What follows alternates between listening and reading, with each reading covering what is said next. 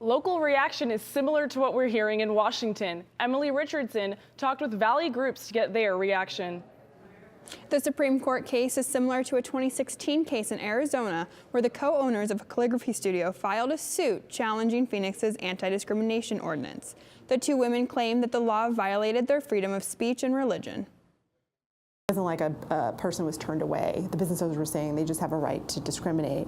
They shouldn't have to comply with this non-discrimination law, and that was ruled, they didn't have that right.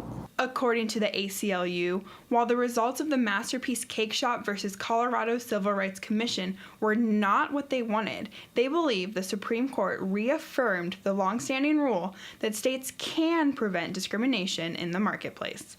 ASU law professor and expert in freedom of religion and constitutional law, Paul Bender, says it's clear the Supreme Court is saying you cannot discriminate against gay couples if there is an anti-discriminatory law in your state. This guy was not just refusing to do business with a gay couple. He said, I'll sell you anything in the store, but I don't want to make a custom wedding cake for you. That raises, the court says, I think, and I think they're right, a difficult question of balancing his religious freedom against the state's desire not to have gays discriminated against. Bender also says that this ruling does not mean anything for future cases similar to this because it's specific circumstances with the Colorado court acting hostile towards the baker's religion.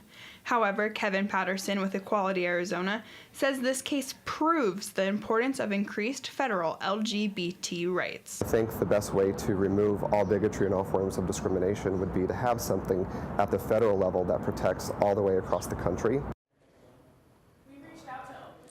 We reached out to the owners of the calligraphy studio in Phoenix, but they did not respond. Currently, members of the LGBT community are not protected in Arizona's statewide anti-discriminatory law.